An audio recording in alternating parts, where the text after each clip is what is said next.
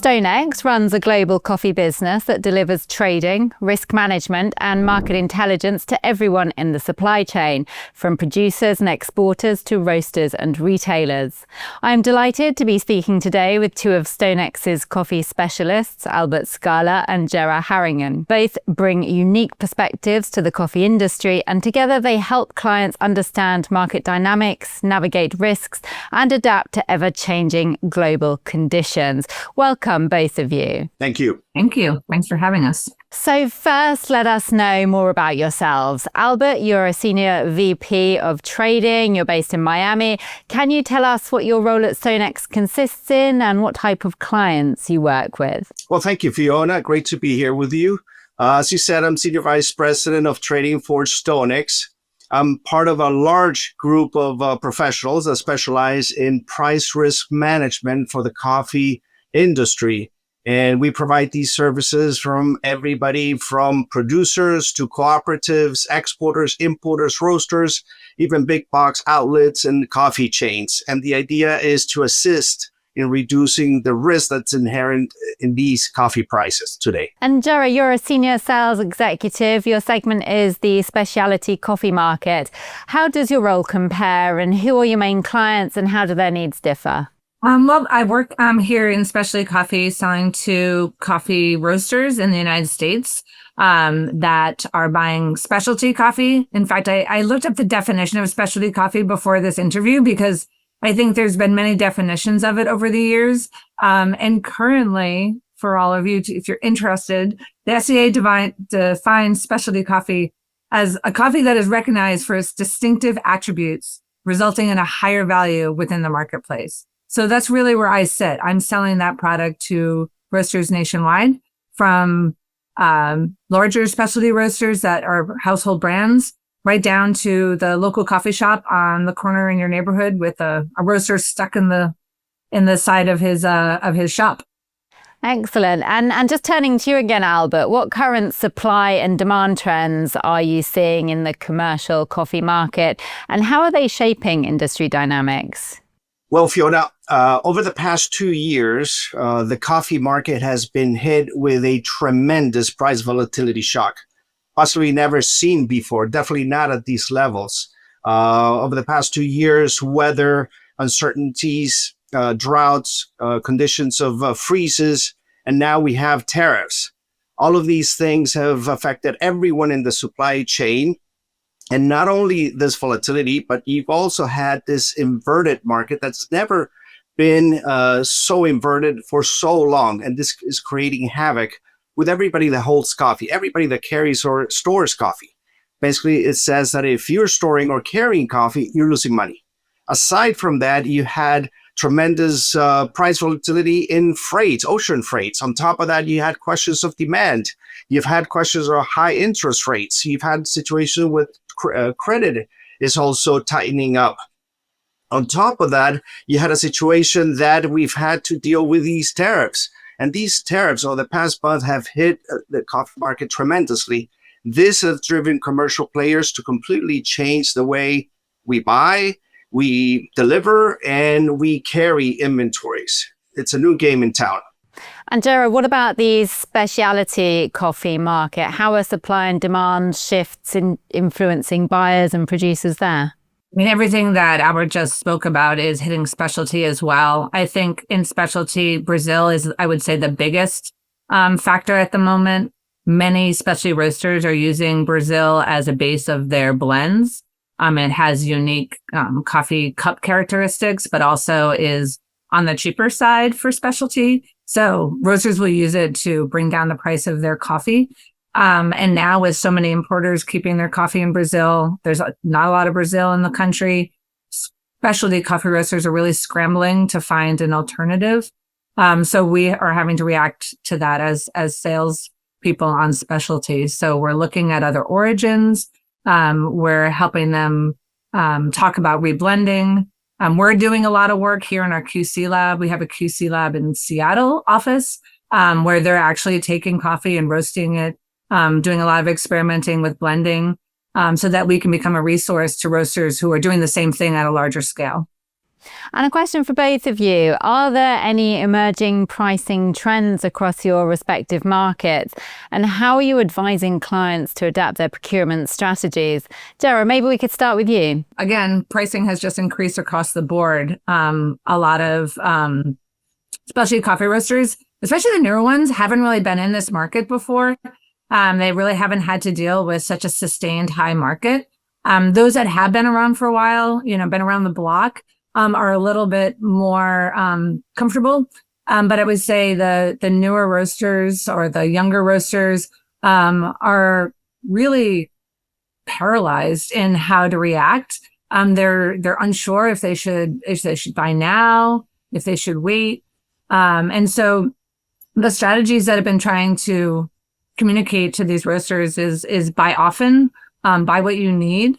Because if you do that, by the end of the week, by the end of the month, by the end of the year, you probably will have an average of the market. So, try to fight through those fears of not buying, and then just use your importing partners as a resource, because a lot of us are getting information from our commercial team or our quality teams, and we can help navigate and create some kind of ease. And I do that a lot. You'd be surprised at how many people are calling really just to either talk them off the ledge or hear what's going on with them. And we can be a real resource.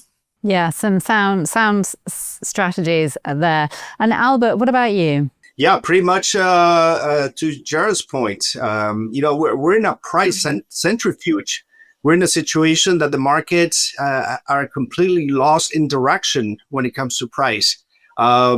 We were reached out by our producers, by our roasters, to see what other ways we can implement some of these strategies, some of these averages that Gerra has mentioned, through the use of the financial instruments. This has been wreaking havoc on balance sheets across the globe, and everybody after the coffee producer. One of the ways that we try to assist in these price mechanisms, not just for the roasters with these high prices, but high prices are also creating a lot of problems for producers with this volatility. A couple of weeks ago, coffee was trading over $4. A couple of weeks later, it's trading $3.60. So one of the ways that we try to implement some of these strategies by adding not just price fixation, but also options or price insurance into the mix. This will lower a bit some of the volatility. And beyond market dynamics, the coffee industry is also shaped by geopolitical pressures and external challenges like tariffs, weather, and political instability at origin. Gerra, how are current tariff or trade policies affecting specialty coffee buyers, and what adjustments are businesses making? Tariffs are may not be here forever, but they're here now. And the real need for roasters to pivot, like we were talking earlier, to other origins, that blending conversation that I was discussing earlier was still about specialty. But I think one of the things that I'm noticing more than ever is specialty roasters starting to tiptoe towards commercial grade coffees, where they may have never thought of incorporating a coffee from Vietnam. Our industry isn't really used to cupping those qualities of coffee from Vietnam, not just Robusta, but Arabica either. And I have a lot of roasters just asking me, what does it taste like? Should I start thinking about, even though tariffs still affect Vietnam, it's a lower tariff, and the coffee is a lot cheaper. So we're seeing roasters really willing to spread out a bit more.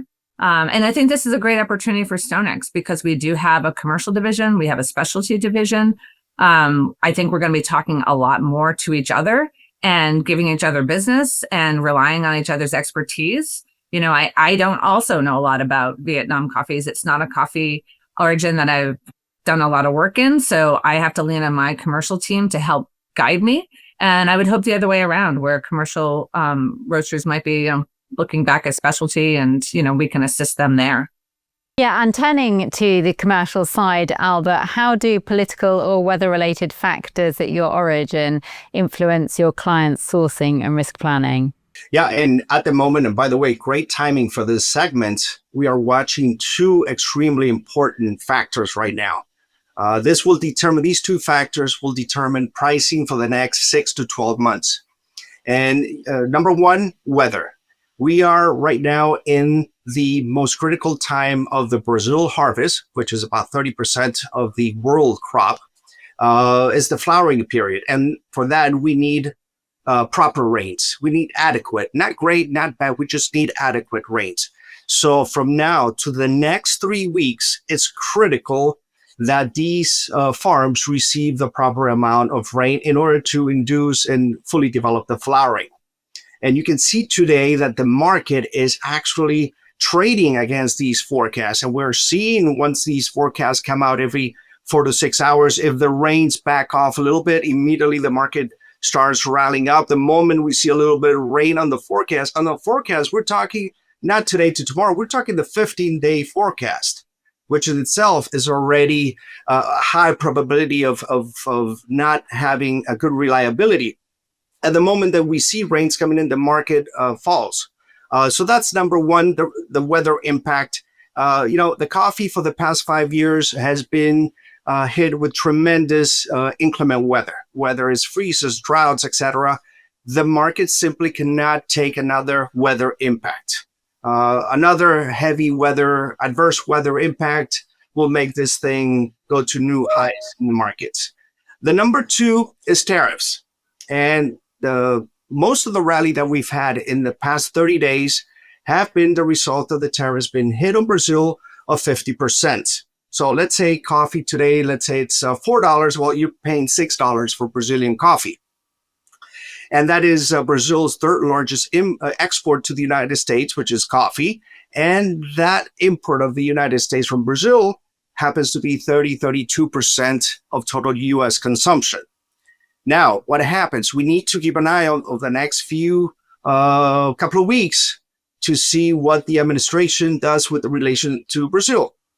If tariffs globally, and on a couple of occasions, the Secretary of Agriculture has said that some of the products that we don't produce in the United States will be exempted. Most recently, about 4 weeks ago, Secretary of Commerce Howard Lutnick said verbally that coffee and cocoa will be exempted, but not at the moment. So we need to see what the political strategies are here, because if tariffs are reduced for Brazil or generally exempted for everybody, this market will fall back. However, if the tariffs are increased or changed or made more difficult, then you're going to have another market. And also, I wanted to mention one of the things is we have a critical situation with prices for the roasters, for the importers. Every problem that you can imagine the commercial stakeholders have been hit with. But at the same time, we need to recognize that these high prices have also been a boom for the coffee farmers across the globe. And this has been a very welcome situation because of the past several decades, the coffee farmers have been the one hit and given the short end of the pricing mechanisms. Okay, and this brings us to a key part of StoneX role, risk management. Albert, how do you help clients evaluate and mitigate risks throughout the coffee supply chain? Well, two ways today. And again, it's a very nervous time in the entire supply chain. We provide basically two services. Number one is provide all the instruments, all the financial tools available to mitigate this price volatility. We not only teach our customers these instruments, but when we establish a proper price risk mechanism, part of that is us understanding what the customer needs, what are their coffee situation needs are. And the second important part, which in today's world is imperative, is having up-to-the-minute, constant, and pertinent information. We have a team of reporters, market reports, weather reports, and combining all of these instruments, all of these services, we can provide customers with a little bit more clear outlook on what could be coming up in the horizon. And from your perspective, Gerra, what actions should your clients take today to protect themselves against procurement risks in the specialty market? I would say, buy often, don't panic, don't become paralyzed, don't be afraid to pick up the phone, talk to your traders. And I would also say that StoneX Specialty is taking some of the risk in purchasing inventory coffee. So, we have a large amount of coffee in our inventory that we've purchased despite the high market, despite the larger differentials that we have. So also we have a good amount of market intelligence. StoneX has subscription-based models where people can subscribe to monthly information that gets delivered into their inbox. And then just timing-wise, tomorrow we have a really exciting webinar that Albert is going to present specifically to specialty, where he's going to go over some historical data, talk about this crazy rally that the market is having. So we're really trying to work on getting this information to the specialty coffee roaster, because a lot of this has been really outside of their realm. It's been really stuck in commercial. If you were a commercial buyer and working commercial trade, all this information was, much more readily available. And there's not as much of a bridge to specialty. And I think StoneX is doing a really good job at creating that bridge. So I think one of the biggest things I could say is pick up the phone and talk to your sales trader. Gerra, Albert, thank you very much for the great insights. From beans to brews, it's clear that your combined experience helps clients stay ahead in a fast-changing coffee world. So I appreciate your time today. Thank you. Thank you, Fiona. Thank you, Fiona. Thank you. For more videos like this, please do like and subscribe.